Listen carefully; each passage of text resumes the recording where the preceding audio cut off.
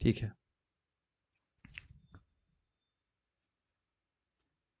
तो हम लोग कृष्ण महावनामृत की प्राप्ति पुस्तक के अध्याय 3 की चर्चा कर रहे हैं, शांतिमय समाज की ओर।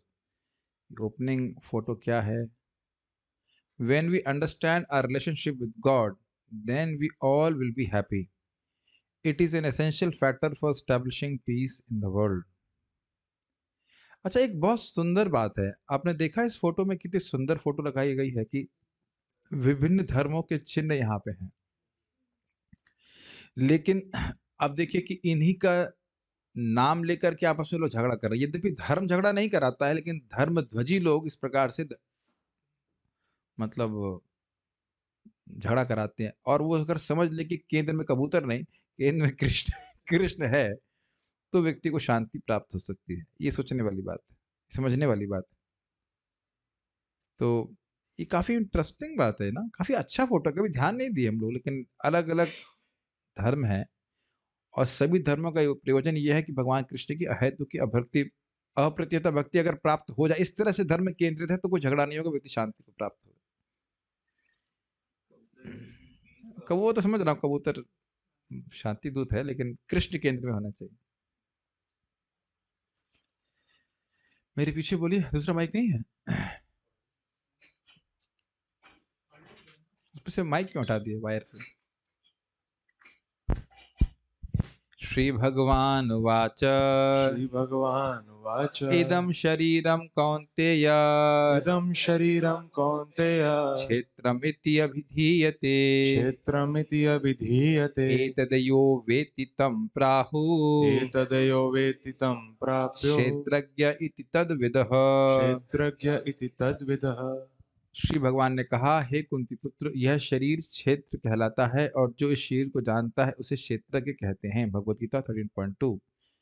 इदम शरीरम कौन्तेय, हे कौन्तेय, इदम शरीरम, यह शरीर क्षेत्रम इति अभिधीयते, क्षेत्र इस प्रकार से अभिधीत किया जाता है, समझा जाता है। एतद यो वेत्ति, एतद इसको जो जानता है, यह वेत्ति जानता है, तम प्राहु उसको कहा जाता है क्षेत्रज्ञ इति तद विदः, विद्वानों के द्वारा इस प्रकार से समझा जाता है। तो बड़ा स्पष्ट है, अच्छा श्लोक सामने आ गया। क्षेत्र और क्षेत्रज्ञ, तो बड़ा स्पष्ट समझ में आ रहा है। क्षेत्र मतलब खेत और क्षेत्रज्ञ मतलब खेत को जानने वाला। बड़ा आसान है आप लोगों के लिए समझना।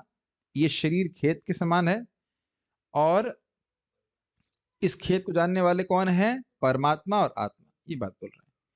पूर्ण पुरुषोत्तम भगवान श्री कृष्ण अर्जुन को क्षेत्र और क्षेत्रज्ञ विषय में ज्ञान प्रदान कर रहे हैं। और आप देख सकते हैं कि इस समय जो आपके शरीर में कष्ट है उसको आप जान रहे हैं।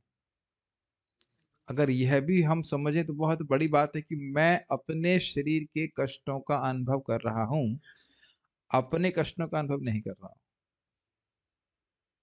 This is amazing, is it not? बहुत सिंपल सी बात है।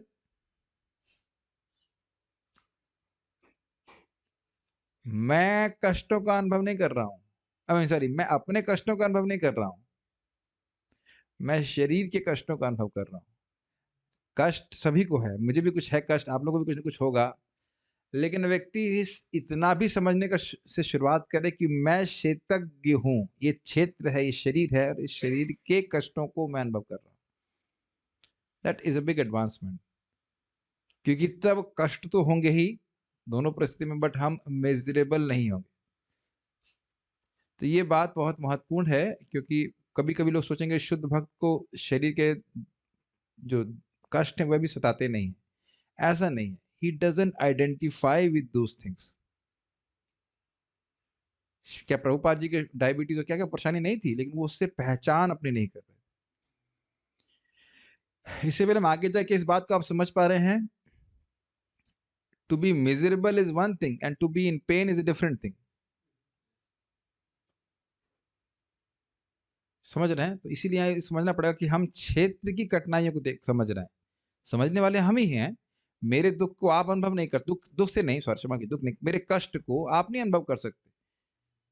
अब आपके सर में मान लीजिए दर्द हो रहा हो तो मैं अनुभव नहीं कर सकता हूँ, वो तो आप स्वयं भी अनुभव कर रहे हैं, लेकिन आपके सर में है या पेट में है जो कुछ है, वो इतना तो समझे कि मेरे सर में है। मैं हम अपनी ही पहचान उससे करने लग जाते हैं। बहुत अच्छी बात है आप कह रहे हैं। क्षेत्र खेत होता है जो यह शरीर है, और क्षेत्रज्ञ उस क्षेत्र का ज्ञाता व्यष्टि जीवात्मा है, और भगवान भी। व्यष्टि मतलब इंडिविजुअल। आप व्यक्तिगत रूप से अब शरीर के जो कष्ट हैं उसका अनुभव कर रहे हैं, या जो भी सुख है। जैसे अभी हम लोग प्रसाद पा रहे थे, सभी लोगों को खिचड़ी अच्छी लग रही थी ना? नहीं नहीं, मोस्टली लोगों को अच्छी, जो लोग खा रहे थे वो लोग लेके खा रहे थे, तो अब सबको व्यक्तिगत अच्छी लग रही ना। ऐसा तो नहीं कि मैं खा रहा हूँ आप कहेंगे वाह वाह वाह वाह, ऐसे तो आप नहीं बोल सकते। क्लियर है? ये है भी ये आपको बहुत क्लियर है, लेकिन इसमें भी लोग बहुत तरने बहुत उलझा देते हैं। मैंने तो बहुत पहले पता नहीं टीवी में कुछ देख रहा था, कोई संत का इंटरव्यू आ रहा था सुबह के समय, उस टाइम कुछ करने के लिए होता नहीं था, तो क्या करेंगे, तो बोले हाँ हाँ, हम भगवान की कृपा से हमको दूसरे का दर्द भी समझ में आ जाता है। ऐसा नहीं होता है, गीता में ऐसा नहीं लिखा है। स्पष्ट बोल रहे हैं कि जिसका जो कष्ट है वो स्वयं उसको अनुभव होता है। यदि क्षेत्र खेत में कुछ उपज करनी है तो उसके लिए कोई किसान होना चाहिए, और यदि इस शरीर को जिसकी तुलना क्षेत्र से की गई है खेती करने में लगाना है, तो इसका कोई स्वामी अवश्य होना चाहिए जो इसका संस्कार अथवा विकास कर सके। ये एक फोटो यहाँ पे क्यों लगाई गई पता नहीं। अभी हमारे पास ये भौतिक शरीर है, और हमारा यह कर्तव्य है कि हम इनका अनुचित अनुशीलन उचित ढंग से करें। इस संस्कार या विकास को अकर्म कहते हैं। कोई व्यक्ति हमारे यहाँ कुदाल लेकर खेत को निराने आ सकता है, अथवा यह व्यक्ति केवल काफी या चाय पीने के लिए आ सकता है। हमें यह विशेष प्रकार का शरीर सुसंस्कृत और विकसित करने तथा अपनी इच्छानुसार इंद्रियों के आवश्यक विषयों को प्राप्त करने के लिए दिया गया है। यह शरीर श्री भगवान का उपहार है। भगवान बड़े दयालु हैं, और यदि कोई व्यक्ति उनसे कुछ चाहता है तो उसे दे देते हैं। वे कहते हैं अच्छा ठीक है, यह ले लो। भगवान से हमारा संबंध ठीक वैसा ही है जैसा एक पिता से पुत्र का। पुत्र कोई वस्तु प्राप्त करने के लिए अपने पिता से हट कर सकता है, और पिता उसे समझाने का प्रयत्न करते हैं कि तुम जो वस्तु चाहते हो वह तुम्हारे लिए हितकर नहीं है। पिता उनसे कहते हैं, प्रिय पुत्र, उस वस्तु को मत छुओ, वो तुम्हारे लिए हितकर नहीं है। किंतु जब बालक उस वस्तु के लिए हट पकड़ लेता है तो पिता उसे वह लेने की अनुमति दे देते हैं। वत्सल पिता अपने पुत्र को वह सब देते हैं जो वह चाहता है। इसी प्रकार परम पिता भगवान अपने पुत्र पुत्रियों को वह सब देते हैं जो वे चाहते हैं। भगवत गीता में कहा गया कि सभी योनियों के जीव भगवान की संतान हैं। अ, चलिए ये बातें हम पहले यहाँ तक समझ लेते हैं, बहुत इजी है, भक्तों को समझ में आ ही रहा होगा ये बात। खेत है तो खेत से कुछ उपजाना है, तो अब हमारी चुनाव है कि हम क्या उपजाना चाहते हैं। और वहां इस अध्याय में 13वें में बड़ा स्पष्ट कहा गया था कि देखिए आगे आता है, सर्व क्षेत्रेषु भारत क्षेत्रज्ञम अपि चा क्षेत्रज्ञम अपि माम विद्धि सर्व क्षेत्रेषु भारत। जीव तो क्षेत्रज्ञ है, लेकिन भगवान भी क्षेत्रज्ञ है। किस प्रकार से? जैसे एक किसान अपने खेत को जानता है, लेकिन राजा सभी के खेत को जानता है। ठीक है? उसी प्रकार से भगवान ने हम सबको ये खेत दिया है। अगर कहा जाए लीज पे तो गलत नहीं होगा। लीज समझते हैं? बड़ा सुंदर बात मुख से आ रही है, इन द सेंस कि लीज अर्थात कुछ समय के लिए हमारा खेत हो नहीं गया है। लीज समझते हैं हमारे सब भक्त लोग।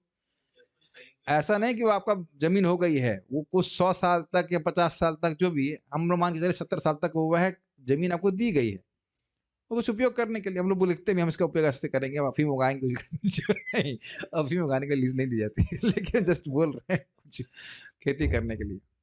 ये बात बड़ी सुंदर है। खेती करके हम कुछ गलत वस्तु भी उगा सकते हैं और अच्छी वस्तु भी उगा सकते हैं, ये हमारा चुनाव है। तो राजा ने सबको, राजा जी बराबर से दे रहा है ना सबको। अरे अब ये राजा का एग्जाम्पल दे रहा हूँ, तो अब आजकल के हिसाब से मत सोचिएगा। राजा जो अच्छे राजा थे तो सबको सबको मौका दिया करते, तुम इतना खेत ले सकते हो, तुम्हें ये चाहिए व्यवस्था। तो ये बात बोल रहे हैं, तो आप बड़ा स्पष्ट जानते हैं कि भगवान ने, मनुष्यों की बात की जा रही है, इंसान जानवरों की नहीं, वह हमको एक उपहार दिया है। और आप जानते हैं कि मनुष्य शरीर के द्वारा व्यक्ति भगवान के बारे में समझ सकता है। अब इसको दो एंगल से आप देख सकते हैं, इस उपहार का पूरा उपयोग करना है कि थोड़ा उपयोग करना है, क्या बोला जाए। चलिए इस पे हम थोड़ा डिस्कशन चाहेंगे। पूरा उपयोग करना है या कुछ थोड़ा उपयोग करना। मैं किसी पक्ष का पक्ष नहीं ले रहा हूं, दोनों बातों का पक्ष नहीं ले रहा हूं। आपका क्या विचार है? माइक पे बोलिए। बात समझ रहे हैं? भाई भोग करने को तो मान दिया, तो भोग करना तो चलो अच्छा नहीं है, वो तो हम उसपे कोई कोई मतलब वो इसमें विवाद नहीं, भक्तों की भी चर्चा हो रही, कोई क्या भोग करने से क्या सुख मिल रहा है, लेकिन पूरा उपयोग करना है कि थोड़ा उपयोग करना है, इस पे क्या कहना चाहेंगे? मेरे ये शब्द बोल रहे हैं, आप उसका विचार कीजिए आप। हाँ, जो भी आप कह रहे हैं, अब जब मान लीजिए कहेंगे पूरा, तो पूरा के हिसाब से बताइए, और फिर थोड़ा तो थोड़े हिसाब से बताइए। पूरा करना चाहिए। जैसे हमारे गुरु महाराज कहते हैं कि लोग कहते हैं यथाशक्ति तथा भक्ति। हम्म, तो जितनी शक्ति है सर, वो उसका मतलब कहने का सेंस है कि पूरी शक्ति लगा देनी चाहिए भगवान प्राप्ति के लिए। हम्म, तो जितना हमारा समर्थ है उसको पूरा यूज करना चाहिए शरीर के हिसाब से जो हमारे। ये भी सही है, अग्रीड। और कोई थोड़ा वाला भी है? एक भी ये पॉइंट नहीं, ये भी पॉइंट है कि पूरा करना चाहिए, पूरा हो नहीं पाता है। तो जी अगर थोड़ा भी स्टार्ट करता है तो कम से कम उसकी एक चालू हो गया वो यस, चीज। ये दोनों ही बातें सत्य हैं, ये विरोधास्पद नहीं है। ये बहुत गंभीर बात है प्रचार में। आप हर व्यक्ति को तुरंत पूरा के लेवल पे नहीं ला सकते हैं कि वो पूरा समय भगवान कृष्ण की भक्ति में ही लगाएगा।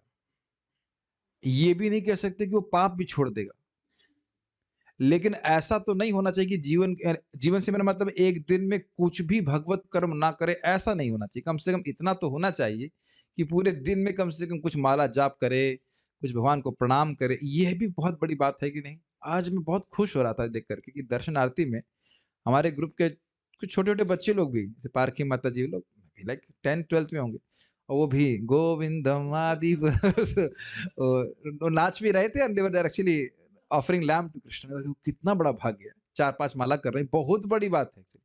4 माला मतलब 25 लाख नाम साल के, और एक नाम का माँ तो जानते हैं, और बच्चे तो वैसे भी कोई अपराध नहीं करते। ये भगवान की कुछ कृपा है कि कुछ दिन से मैं मूड में हूँ, और मैं ऐसे रहना चाहता हूँ कि जितना कोई व्यक्ति स्वीकार करना चाहे इस जीवन में, बहुत अच्छा है। जीरो नहीं होना चाहिए, जितना कर ले उतना अच्छा। इसके भी दो अर्थ हैं। जितना कर ले उतना अच्छा, बढ़ा के कर ले, और नहीं तो जहां भी इस स्थिति में है, प्रभुपाद को कहते हैं हर व्यक्ति भगवान के धाम तुरंत नहीं जा सकता, लेकिन कम से कम सफर तो शुरू कर सकता है। और 2 4 5 10 20 या 1 लाख जन्म भी क्या होता है? कुछ भी नहीं है। कितने जन्म तो हम बिता ही चुके हैं। तो हम खाली सब बातें इसलिए कर रहे थे कि भगवान ने हमको ये उपहार दिया है, इसको जितना व्यक्ति समझेगा कि मैं ये उपहार की वैल्यू कितनी है, कि हम इसके द्वारा भगवान के पास चले जाएंगे, उतना उसको प्रयोग करेगा। और भगवान, अब आप लोग कहोगे कि भगवान ने फिर यही क्यों नहीं दे दिया, जैसे कि हमको भगवान की भक्ति में लगे रहते, कोई ऑप्शन ही नहीं देते माया में जाने का। तो बड़ा स्पष्ट प्रभुपाद जी कह रहे हैं, और ये एकदम दृष्ट है कि अगर माता पिता, अगर क्या कहा जाए, माता पिता प्रेम करते ही हैं, और अगर बच्चे जिद पे आ जाएं, तो अब बच्चे कुछ भी गलत कार्य करें, वो रोक नहीं पाते। जैसे मैंने आश्रम ज्वाइन कर लिया, कहाँ रोक पाए? कितना गलत काम कितना दुख मिला माता पिता। खैर इतना तो आप जान नहीं, तो कटाक्ष है, गलत कार्य नहीं था, लेकिन चरस तक पीते हैं लोग, नाली में पड़े रहते हैं। हम गलत तो नहीं कह रहे हैं, तो आजकल बहुत चल रहा है। फिर भी माता पिता क्या करेंगे? गोली मार देंगे क्या? मैंने तो नहीं सुना कि कोई ऐसे गोली मार देता, क्या करेगा? अब यहाँ के माता पिता का संबंध तो झूठा है, और प्रेम भी बहुत थोड़ा सा है। और भगवान का कितना प्रेम है जीवों से, तो हम कल्पना नहीं कर सकते। मेरे ख्याल से उदाहरण से बड़ा एकदम क्लियर हो गया है। और श्रीला प्रभुपाद जी एक जगह उदाहरण देते हैं बड़ा सुंदर, कि बचपन में शायद उनका, हाँ बचपन में उनका छोटा बच्चा था, तो बारंबार वो फैन में ब्लेड में हाथ डालने का, उंगली डालने का प्रयास किया। बच्चे करते ही हैं ऐसे, देखा होगा छोटे बच्चे। तो उनको डर लग रहा था कि बच्चे की उंगली ना कट जाए, तो उन्होंने क्या किया, फैन चल रहा था उसको बंद कर दिया, अब उसको उंगली डालने दी, तो उसकी स्पीड थोड़ी कम हो गई। तो जब अब जान रहे हैं कि अगर करंट होता तो बहुत तेज उसको चोट लगती, करंट कट गया तो हल्के से उंगली में चोट लगी, और उसके बाद ना गया हाथ, और दोबारा नहीं छुआ। तो ये हिसाब किताब है। तो इसलिए भगवान कहते हैं ठीक है, तुम भोग करना चाहते हो, देख लो आप भोगों की भोगों की कटुता कितनी है।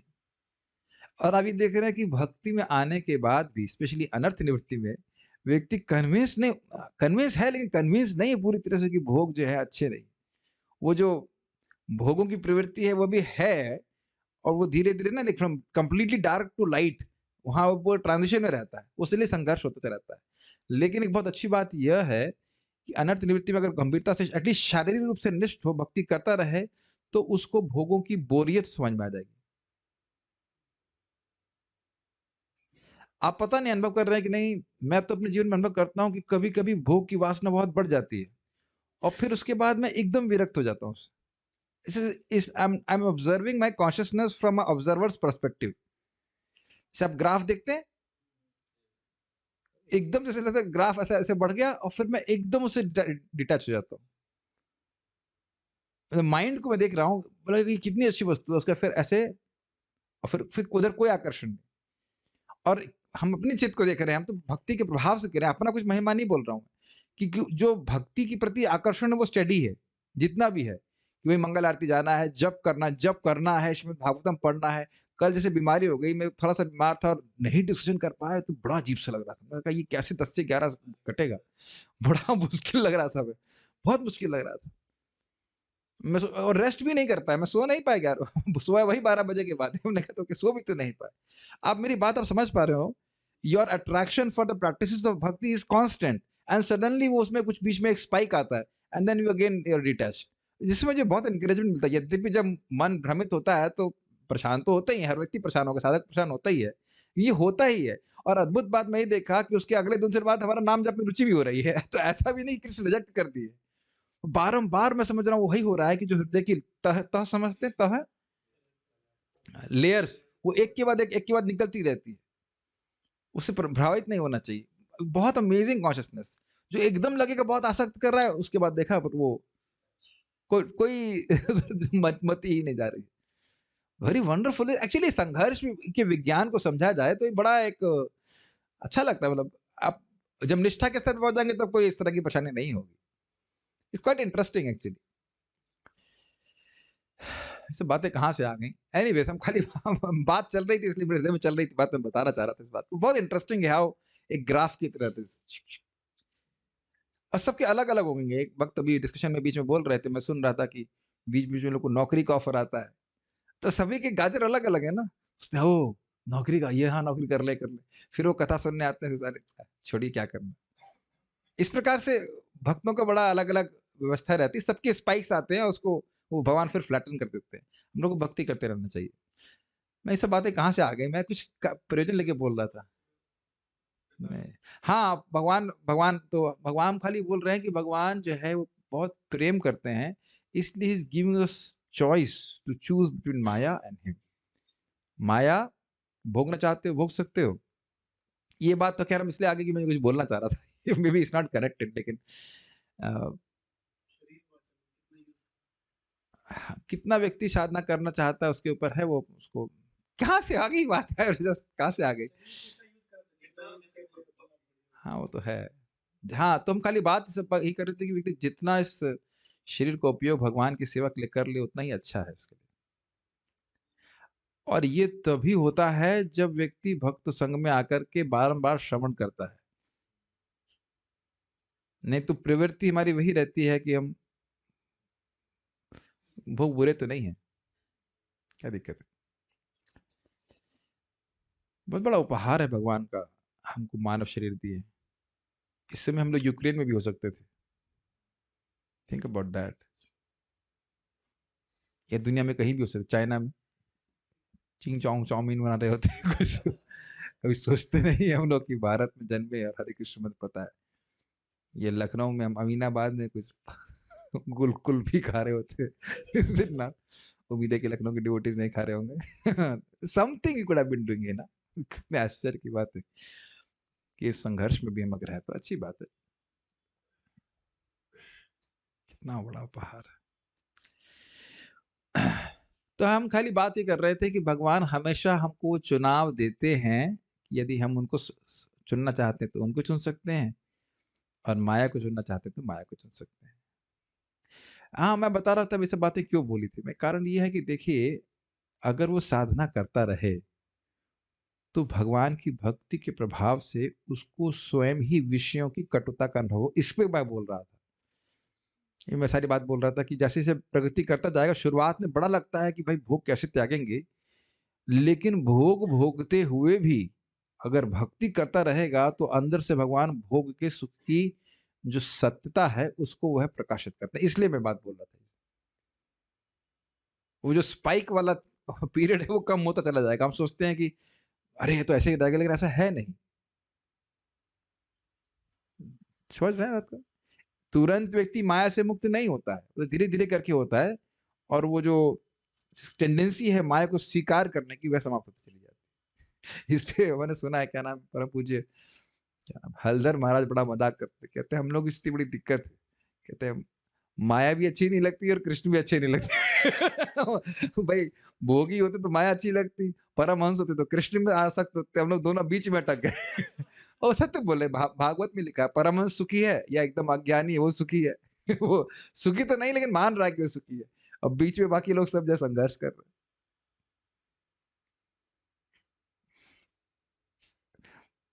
और आसक्ति के बहुत सारे आयाम होते हैं, बहुत सारे अब बातें होती रहती है, तो मेरा मन कर रहा है बोल देने का, एक भक्त के लिए हम कहे कि चलिए आप आ जाइए, आपके लिए हम वृंदावन रहने की व्यवस्था कर देते हैं। फिर बोले नहीं, मम्मी का चेहरा देखा हमने, बहुत मायूस हो गए, तो हम नहीं आ सकेंगे। सी ऐसा लगता है, हम कुछ कटाक्ष नहीं कर रहे, ऐसा लगता है कि हम विरक्त हो गए, वैरागी हो गए, लेकिन जब एक्चुअली विरक्त और वैरागी होने का भाव आती है, तो it is difficult. No problem, मैं कुछ नेगेटिव नहीं बोल रहा हूँ, नो प्रॉब्लम। जिस भी स्थिति में, स्थाने स्थितः श्रुतिगताम, जहां पे भी हमारे कृष्ण के बारे में सुनिए, हर किसी का, हर क्या, मैं ऐसा नहीं, जस्ट नॉट दैट इजी। एक बार मुझे हंसी आ रही है इसमें। मेरे नाम बोल, मामा आए थे, मामी भी आई थी, तो मामी कटाक्ष करी, अरे तुम लोगों के तो बच्चे नहीं हैं, इसलिए तुम लोग मंगल आरती जाते हो, ये वो। तो मामा जी, मेरे मामा जी हमेशा मेरा पक्ष लेते, तो बोले तेरे को छोड़ देता हूँ यहाँ पे, रह जा तू। छोड़ देता हूँ यहाँ पे, रह जा, खाने पीने व्यवस्था कर दूंगा। नहीं, नहीं, इतना आसान तो ना होता है, तो भगवान की कुछ विशेष कृपा है कि हम ऐसा, मैं हीरो तो ना हूँ, सब कुछ भगवान कृपा किए हैं, तो हम लोग ऐसा खींच के आ गए, नहीं तो कैसे संभव होता बताओ, घर में बहुत मुश्किल होता है। तो मैं खाली ये कहना चाहता हूँ कि यद्यपि हमारी आसक्तियां हैं, इन आसक्तियों के बावजूद भी व्यक्ति अगर भगवान को स्वीकार करता है, तो भगवान उसको अपनी तरफ धीरे धीरे खींचने लग जाते हैं। वैसे तो बात यहाँ पे आ रही है कि दोनों ही तरह से शरीर का उपयोग हो सकता है, चाहे भोग के लिए, चाहे योग के लिए। मैं आज बहुत अच्छी बात मेरे मन में आज चल रही थी, सुबह उठते is like a gift which Krishna give to me. मैं कह रहा था, मैं सोच रहा था कि कितनी अच्छी बात है ना कि हमारा केवल एक ही शत्रु है। आप लोग दूसरा कोई शत्रु तो नहीं सोच रहे ना? इट्स अमेजिंग कि हमको पता है कि केवल एक ही शत्रु है, और वो है हमारा मन। बाकी कोई शत्रु नहीं है, कोई कुछ नहीं कर सकता है। एक दूसरा चीज, पीछे मुड़ करके आप देखें, आज से अपने जितना जीवन का है पूरा पीछे मुड़ के देखिए, विचार कीजिए कि जो जो भोग हमने बड़े उपादेय, मतलब बड़े अच्छे मान के किए, उनकी क्या वैल्यू है। चाहे बचपन के टॉयज हों, चाहे वो डॉल्स हों, चाहे वह कुछ भी हो, तो इससे हमें विवेक जागृत करना चाहिए कि नहीं, भोग का चुनाव करना ये अच्छी बात नहीं है। पहले इसमें इसमें इन्वेस्टमेंट करने से मुझे कुछ रिजल्ट नहीं प्राप्त हुए। और आप देख रहे हैं कि बहुत से भक्तों ने बड़े उत्साह पूर्वक साधना को अच्छा किया है। पिछले गत 2 साल से हम लोग जूम पे कर रहे हैं, तो आप देख रहे हैं कि गंभीर जप करने से आपकी चेतना में विशिष्ट परिवर्तन आए हैं। परफेक्ट नहीं हो गए हम, लेकिन हम देख लें कि दोनों जगह इन्वेस्टमेंट करने से हमें क्या प्राप्त हुआ। मैं इस पे बोल रहा हूं कि भगवान तो देखो दोनों जगह चुनाव दिए, भोग की व्यवस्था भी दे रखे हैं और योग की व्यवस्था भी दे रखे हैं। अब वो क्या करना है, उसके लिए विवेकी व्यक्ति को स्वीकार करना पड़ेगा। विवेकी व्यक्ति विवेक का जागृत करके, भाई ये चीज से हमको फायदा हुआ। और हमारे हरिचंद्र प्रभु की मृत्यु हो गई, कितनी उम्र होगी, 28 साल, 30 होगी मैक्स, 35 नहीं थी, 30-31 होगी मैक्स। तो उन्हें बाकी जीवन में इडली मिली कि नहीं, मतलब साउथ इंडियन थे, मालूम चिंता हो, इडली नहीं मिली आज। इडली मिली या नहीं मिली सो मतलब नहीं, भगवान को आए, भगवान को प्रणाम किया, भगवान के लिए सेवा किया, नाम जप किया, ये सबसे महत्वपूर्ण बात है कि नहीं? देखिए आपको बहुत सिंपल बात लग रही होगी, लेकिन ये पूरे दिन हमको फोकस कर सकता है। ठीक है, जो नौकरी वोकरी करनी सो करो, बाकी समय कहाँ लगा रहे हैं आप सोच लीजिए। Every moment is an investment. कौन सा इन्वेस्टमेंट? क्या सीख रहे हैं यहाँ पे बताइए? योग या भोग? भोग is absolutely waste of time. Prabhupada ji कहते हैं यूजलेस वेस्ट ऑफ टाइम। ऐसा लगता है कोई यूजफुल वेस्ट ऑफ टाइम भी होता है, लेकिन इसको एम्फोसाइज करने के लिए, मेरी बात आप समझ पा रहे हैं? अव्यर्थ कालत्वम। सी आपको बात बहुत सिंपल लग रही हो, अगर आप थोड़ा सा भी उसमें मनन करेंगे, it is very profound, very very profound. कुछ भी नहीं मिला, प्राप्त हुआ हमको भोग से। और देखिए थोड़ा सा भक्ति का अभ्यास कर रहे हैं, अभी भी बहुत गंभीरता से कर रहे हैं, थोड़ा बहुत कर रहे हैं, उसके कितने रिजल्ट्स मिल रहे हैं। Why not invest only in भक्ति, जो भी हमारे पास बाकी समय बच रहा है। भगवत गीता में कहा गया है कि सभी योनियों के जीव भगवान की संतान हैं। कहा गया? सर्वयोनिषु कौन्तेय सर्वयोनिषु कौन्तेय मूर्तयः सम्भवन्ति याः मूर्तया सम्भवन्ति यः तासां ब्रह्म महदयोने तासां ब्रह्म महद्योनि अहं बीजप्रदः पिता। अहं बीजप्रदः पितः। हे कुंती पुत्र, सभी योनियों का जन्म इस भौतिक प्रकृति में से संभव होता है और मैं बीज प्रदान करने वाला पिता हूँ। स्पष्ट है, प्रधान में भगवान महाविष्णु दृष्टिपात करते हैं और दृष्टिपात के क्या घटक हैं? जीव शक्ति और काल शक्ति, और उसके द्वारा वे गुणों में क्षोभ उत्पन्न करते हैं और उसके द्वारा आगे सृष्टि होती है और अन्य सभी जीवों को विभिन्न प्रकार के शरीर प्रदान किए जाते हैं। इस भौतिक जगत में भौतिक प्रकृति माता हमें शरीर प्रदान करती है और परमपिता भगवान उस जड़ शरीर में आत्मा का गर्भाधान करते हैं। इसकी व्याख्या मैंने भी कर दी। आजकल एक ऐसा मिथ्या सिद्धांत चल रहा है कि केवल मानव में ही आत्मा होता है और दूसरे प्राणियों में नहीं होता, किंतु हमें वैदिक शास्त्रों से ज्ञात होता है कि पौधों तथा वृक्षों इत्यादि को सम्मिलित करके 80 लाख से भी अधिक योनियां हैं और उन सब में आत्मा होती है, अन्यथा वे न उत्पन्न हो सकती हैं न विकसित हो पाती। बहुत ही सुंदर बात है। यहाँ फोटो भी दिखाया जा रहा है, शेर हो चाहे पशु हो चाहे और कोई भी हो। यहाँ पे क्या है? लंगूर, कुत्ता, देवता या देवी, जिराफ, हाथी, भैंसा या भैंसी कुछ भी जोड़ लीजिए, या मछली इत्यादि। अब आप लोग कहेंगे इसमें कौन से आश्चर्य की बात है? आप लोगों ने वो वीडियो देखा है श्रील प्रभुपाद जी का एक पादरी से, क्या नाम था उसका, भूल रहा हूं मैं। तो we believe that animals have no soul। याद आ रहा आपको? ऐसे बोल रहा था। हमारा ये मानना है कि आत्मा जानवरों में आत्मा नहीं है। नहीं, कोटोक्स की नहीं थे, कोटोक्स की नहीं थे, वो पादरी था। हाँ, वीडियो देखा। अब बताइए कि जब जो धार्मिक नेता है, जब उसकी ऐसी मति है तो अन्यों की गति क्या हो? जब धर्म गुरु ही इस प्रकार की बात बोल रहा है, तब आप सोच लीजिए कि उनकी क्या धर्म की अंडरस्टैंडिंग होगी। इसलिए कहना कि सब धर्म बराबर हैं, ये सब खाली कहने की बात है। Just can be politically correct, you are not constitutionally correct. सोच रहे हैं मेरी बात? अगर मान लीजिए मैं यहाँ पे टीचर हूँ, बोलूँ मैं मांस खाना है तो कोई ऐसे हम नहीं मानते, कोई दिक्कत है। अब बताइए चेला तो फिर क्या सोचेगा? और ये आप लोग के लिए, हम लोग के लिए कितना आसान बात है ना भाई। हमको हम मुझ में जानवर में अंतर क्या है? इन सेंस ऑफ सेंसिटिविटी, बुद्धि की बात नहीं कर रहा हूं। कैसे कह रहे हैं कि उसमें आत्मा नहीं है? Believe, on what basis you believe? पूछो उसको। यही बेसिस है कि उसकी इंद्रिय को अच्छा लगता है कि मार के खा जाए। देख रहे हैं कितना क्रूरता उस पर आधारित है इस प्रकार का धर्म की सो कॉल्ड अंडरस्टैंडिंग। कहीं बाइबल में लिखा है इस प्रकार से कि आत्मा जानवरों की आत्मा नहीं होती? बताइए। और ये बड़ा स्पष्ट है कि देखिए वो जो नींबू का पेड़ है, प्रभुपाद बहुत अच्छे से समझाते हैं, लाइफ कम्स फ्रॉम लाइफ में। तो नींबू का बीज डाल देते हैं, नींबू का पेड़ उगता है। तो नींबू के पेड़ में जान है, इसलिए नींबू के फलों में रस आता है। प्रभुपाद कहना चाह रहे थे कि life can give rise to matter, in the sense कि भाई उसमें आत्मा है तब तो उसमें रस आ रहा है ना। वरना कितना सिंपल, इतना एक सिंपल से व्यक्ति को बात समझ में आ जाएगी, लेकिन इन लोग को समझ में नहीं आती है। जड़ प्रकृति, जड़ बुद्धि है। तो न सिर्फ पशु पक्षी अपितु पेड़ आदि ये सब भी योनियों में आ जाएंगे, और इस जाति कह लीजिए, और इस सभी के पिता भगवान है।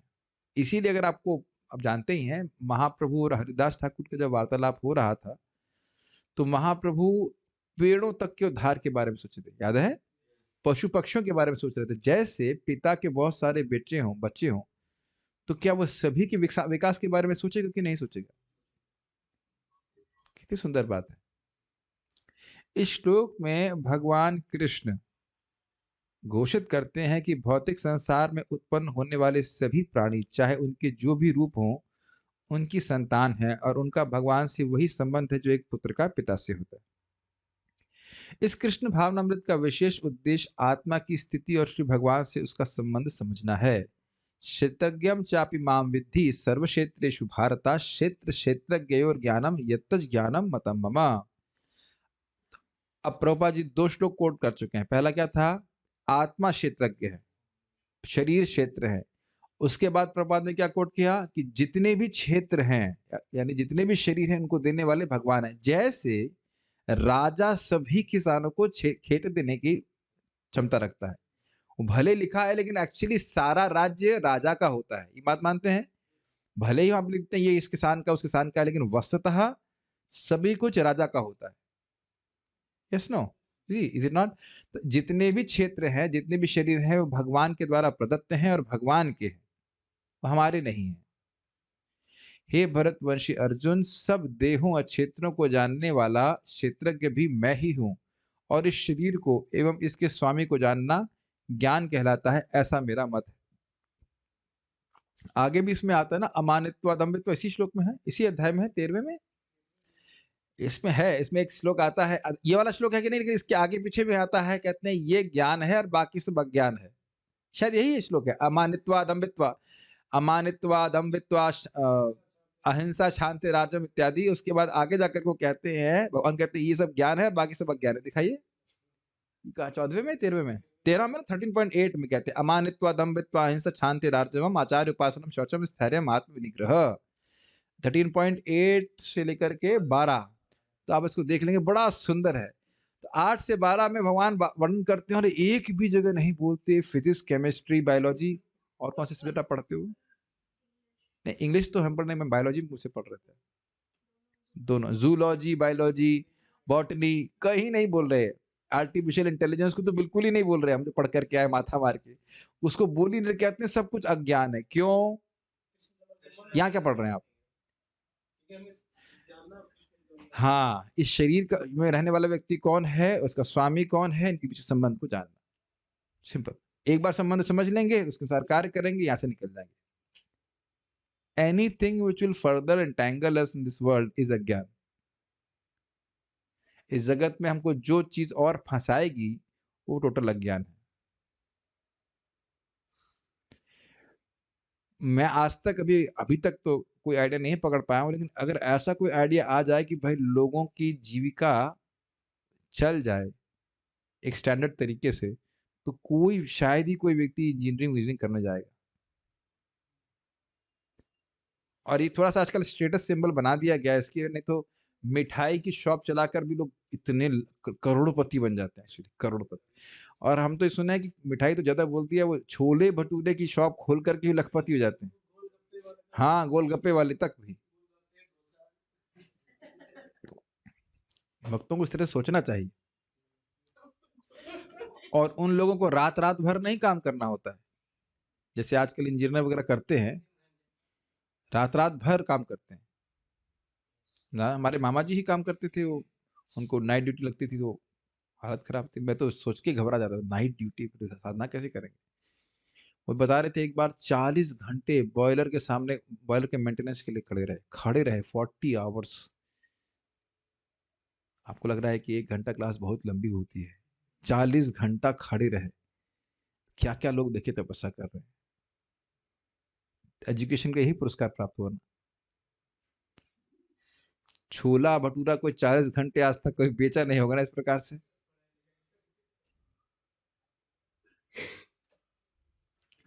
मैं खाली इस बात पे सब बोलने लग गया कि ये जितना भी हम तथाकथित ज्ञान कह रहे हैं, उसका इस श्लोक के आधार पे आप क्या कह सकते हैं, कसौटी पे उसको कसिए। आजकल बहुत बहुत शब्द सुनने आता है, मुझे हंसी आता है।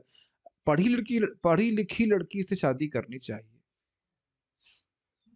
कम से कम MA BEd तो हो। ऐसे ऐसे बोलते हैं ना, ये सब होता है ना। और उस लड़की से पूछ लो, भाई तुम ये बताओ आत्मा और परमात्मा में क्या अंतर है, दुख की बात है कि उसे कुछ नहीं पता होगा।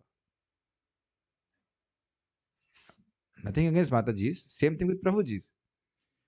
चाहे वो पीएचडी करके आया, उसका परमानेंट हेड डैमेज हो गया नहीं बता पाएगा कि इंसान जानवर में अंतर नहीं बता पाएगा, आत्मा और परमात्मा की तो बात छोड़ दीजिए। हम लोग इतना आसानी से बोल देते हैं परमात्मा कृष्ण है, क्योंकि भगवान के भक्तों से सुने हैं, और तब आप पूछे होता कोई आपको कि भाई तुम जब भक्त नहीं तब बता पाते परमात्मा कौन है समझ रहे हैं? अहम आत्मा गुणाकेश, देखो उसमें लिखा है अहम, यानी मैं ही, हम और आप ही सभी आत्मा के रूप में विद्यमान है। इस तरह की बातें कुछ कह देता तो हम मान भी लेते इस तरह की बात। यदि हम इस शरीर पर विचार करके यह अध्ययन करें कि हम वास्तव में शरीर हैं कि नहीं, तो हम इस निष्कर्ष पर पहुंचेंगे कि हम क्षेत्रज्ञ, शरीर को जानने वाले आत्मा है, शरीर नहीं। यही व्याख्या कर रहा था मैं आपको कि नहीं? कम से कम अपने को क्षेत्रज्ञ के रूप में तो देखें। मेरा यह शरीर है, मैं यह शरीर नहीं हूं। और अब देखिए इसके विपरीत इसका सोचने का क्या परिणाम होता है। मैं ही शरीर हूं, तो शरीर के सुख दुख मेरे हैं, मैं हूं, मेरे सुख दुख हैं, और दुखों की निवृत्ति और सुखों की प्राप्ति के प्रयास में अब अनादि काल से तो फंसा ही हूं, आगे कितने जन्म तक फंसा रहूंगा कोई पता नहीं। और जबकि हम ये नहीं समझ पा रहे कि जब तक शरीर प्राप्त है दुख मिलेगा ही। जैसे आप कुछ प्रोडक्ट खरीदते हैं तो उसके स्पेसिफिकेशन लिखे रहते हैं, इतना डीबी, ये इतना सब। मान लीजिए आप साउंड का सामान खरीद रहे हैं, तो ये शरीर की स्पेसिफिकेशन ही है व्याधि मंदिर, तो रोज इसकी पूजा होनी चाहिए किसी दवा से। आप लोग ऑफरिंग करके आए कि नहीं आए? फिर आप लोग ऑफरिंग करवा रहे हैं रहती है रोज? कोई आप लोग दवा नहीं खाते रोज? मैं तो अब देख रहा हूँ कि इतने सारे पैराफिरले इकट्ठा हो गया टेबल के ऊपर ये दवा खानी है, उसके बाद ये मंगल आरती, मंगल भोग उसके बाद दोपहर में क्या कहते हैं, दोपहर उपल भोग बोलते, क्या बोलते दोपहर वाला भोग, राजभोग, राजभोग दोपहर में 3 गोली ये खाओ, कंटकारी अवले खाओ, उसके बाद रात्रि में फिर क्या शयन भोग। इस प्रकार से व्याधि मंदिर में ऑफरिंग चलती रहती है। कालिंदी माता जी, आप भी दवा खाती ही होंगी नहीं? हाँ, सब लोग। ऐसा कोई व्यक्ति है यहाँ पे जो एक दिन दवा ना खा रहा हो? आप नहीं खाते तो अच्छा ठीक है, आपने आप पूजा नहीं कर रहे ठीक से अभी कोई बात नहीं, भगवान की कृपा से शुरू हो जाएगी धीरे धीरे। व्याधि मंदिर है, कहीं ना कहीं किसी किसी मंदिर में पूजा बंद हो जाती है लेकिन भाग्य होता तो नहीं खाते। तनिष्क को नाड़ी दिखा दीजिए, वो चालू करवा देगा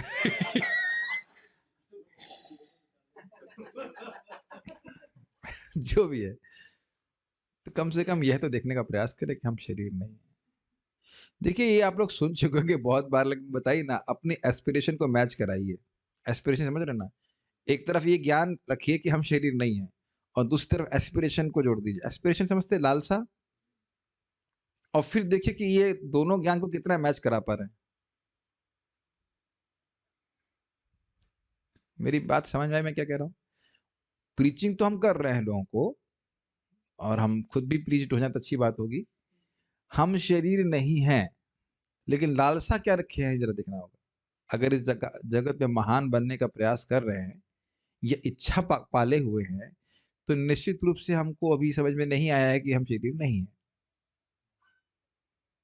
चाहे वो सूक्ष्म कुछ भी, कोई भी लालसा है, यश प्राप्त करने की और कुछ भी है कि नहीं। और आप फिर थोड़ा पीछे से देखेंगे ऑब्जर्वर की तरह, कि कोई भी भौतिक वस्तु जिसकी हम लालसा कर रहे हैं, उसकी वैल्यू क्या है आज के केवल 100 साल के बाद जब हम मर जाएंगे। अज्यूमिंग कि 100 साल तक जिएंगे, 100 साल तो बचा भी नहीं मेरे पास। ये सब बातें ना बारंबार स्मरण करेंगे तो आपको बड़ा डिटैचमेंट हो जाता है जगत से, अपनी ही भौतिक आसक्तियों से भी। एम आई टू कहते हैं एब्स्ट्रैक्ट है मेरी बात, आप समझ पा रहे हैं? तो ये प्रभुपाद समझाने का प्रयास कर रहे हैं कि देखिए अपनी, सब लोग अपनी उंगली को देखेंगे, देखिए अपनी उंगली, क्या मैं उंगली हूँ, या इसके अंदर जो हड्डी भरी हुई वो है, हड्डी दिख रही है, आप लोग महसूस हो रही हड्डी है, खाली मांस ही मांस है, लेकिन isn't it feel it, directly feel कर सकते हैं। तो कम से कम बीमारी का डायग्नोसिस तो होना चाहिए ना, कि हम कितने घोर बीमारी में पड़े हुए हैं। समाज को दिखाना है, एक बार हम प्रूव कर लें, उसके बाद विचार करेंगे। ऐसा लग रहा है कि जब तक प्रूव नहीं करेंगे यमराज जी छोड़ देंगे, भाई इसने प्रूव नहीं किया है तो छोड़ देते हैं, मृत्यु कभी के नहीं आएगी। प्रूव कर दें, हमारे पूर्वजों ने प्रूव किया है, और प्रूव करने के बाद फंस भी गए, देख रहे हैं, तो हम प्रूव कर ले है कि नहीं? और वैसे भी रास्ते में जिससे भी हम मिलते हैं, देखते हैं, उससे डिग्री तो पूछते ही है ना। मेरा कटाक्ष समझ रहे हैं? रास्ते में जितने लोगों से आप मिलते हैं, एक माइक माइक देना। हाँ, दिखाएँगे वो अच्छा, वो नहीं, वो वाला माइक, हाँ, ये देखिए। ये हाँ, ये देखिए, ये वाला माइक देख रहे हैं आप लोग? Can you see this mike? Yes, Shubhakrishna Das ji, आपने कहाँ तक डिग्री प्राप्त की है? हाँ, रामकृष्ण दास जी महाराज, आपने कहाँ तक किया है? ऐसे लेके घूम रहा होता है ना व्यक्ति। नहीं ना, कोई नहीं पूछता है, कोई नहीं पूछता है किसने कितनी डिग्री। हमारे व्यवहार को देखता है, हमारे संस्कार को देखता है, कौन डिग्री, आप कितने लोगों की डिग्री जानते हो बताइए? किसने कहाँ से करी? नहीं।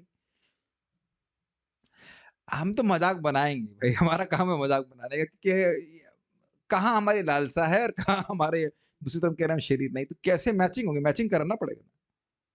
Think about it. जितना समय व्यक्ति अपने को शरीर मानने के मनवाने वाले कार्यों में संलग्न है, क्या उतना ही समय वह शरीर से अपने को पृथक दिखाने वाले कार्यों में संलग्न है? वो प्रश्न आपको करना चाहिए।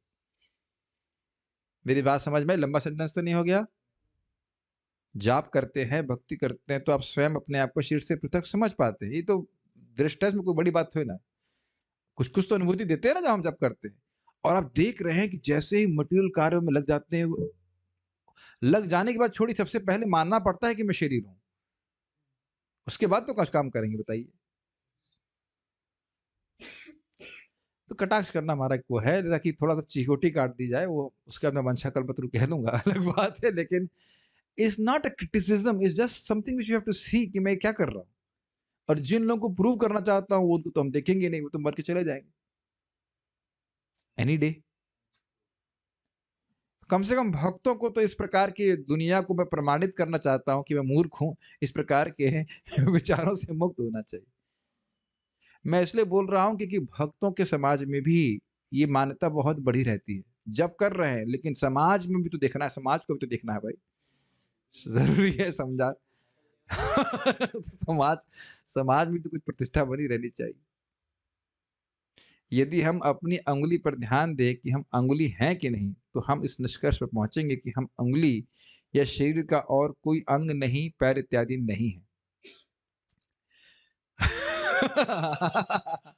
अच्छा फ़ोटो है, अच्छा फ़ोटो है कि कंकाल है या मांस मज्जा है या और बाकी कुछ है। कितना अद्भुत है। मज्जा क्या होती है? अच्छा, गैप्स के अंदर, हाँ, मतलब वैसे जनरल में बोल दिया मैं।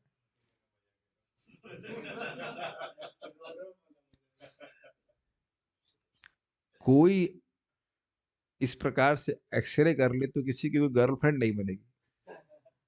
लेकिन इस प्रकार का एक्स-रे दिखता नहीं व्यक्ति को। गंजी नहीं, आप देखो ना, मांस हटा दिया जाए या ये इवन स्किन हल्की हटा दी जाए, तो व्यक्ति देखने लायक नहीं रहे। कितना, अब देखिए, अज्ञान है। और सोचिए, मैं तो बहुत कठोर बोलने वाला हूँ, कितना हमारा ज्ञान है, हम अपनी बात कर रहे हैं कि हम किस ऐसी वस्तु को छू करके, महाराज के शब्द हैं, चूम करके, छू करके, देख करके हम सुखी हो जाएँगे। अब समझना चाहिए कि हमारा ज्ञान दोनों तरफ से होता है, दोनों तरफ से होता है। लड़कियाँ भी लड़कों के प्रति आकर्षित होती हैं, लड़के भी लड़की के प्रति आसक्त होते हैं। देखो, अपने अपनी को हीरो मानने से पहले सोचो कि हम किस वस्तु के प्रति आकर्षित होते हैं।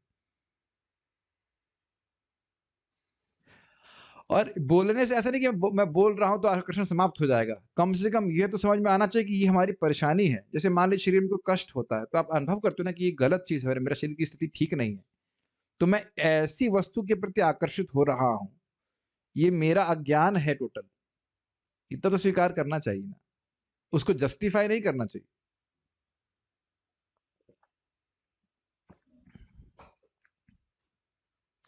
बहुत अद्भुत बात है। इस प्रकार हम इस निष्कर्ष पर पहुँच सकते हैं कि हम ये शरीर नहीं हैं, वरन ये शरीर हमारे हैं। हमारे हैं मतलब हमको दिए गए हैं लीज़ के ऊपर, हमारे भी नहीं हैं, हमारे भी नहीं हैं। इसलिए हम कहते हैं, यह मेरा शरीर है। अगर इतना भी हो तो भी बहुत बड़ी प्रगति है। मैं शरीर हूँ, अहम बुद्धि से कम मम बुद्धि रहे तो भी ठीक है। समझ रहे हैं बात? ये अंतर समझ रहे हैं? अहम शरीरम और मम शरीरम। इस आधुनिक सभ्यता में दुर्भाग्य से लोग कभी यह प्रश्न का पूछने का अवकाश नहीं निकालते कि वे क्या हैं या कौन हैं। वे केवल किसी कार्यालय या कर्मशाला मैन्युफैक्चरी में दिन भर इसी धारणा से कठिन कार्य या घोर परिश्रम करते रहते हैं कि मैं यह शरीर हूँ। क्या लिखा है? कैथोलिज्म, ऑर्थोडॉक्स क्रिश्चियन, जुडाइज्म, इस्लाम, वुडू वुडू, हिंदुज्म। और यदि हम लोगों से पूछें आप कौन हैं, तो वो उत्तर देते हैं मैं हिंदू हूँ, मैं मुसलमान हूँ, मैं ईसाई हूँ, मैं स्वीडिश हूँ, मैं अमेरिकन हूँ इत्यादि। ये तो शरीर की भिन्न भिन्न पहचानें या उपाधियां हैं। अब उपाधियों से के बारे में जो चर्चा की जाएगी उसको हम समझेंगे। बस एक बात बोल के यहाँ रुकूंगा कि उपाधि means a designation, like a label. जैसे एक बहुत सिंपल सा उदाहरण समझ लीजिए।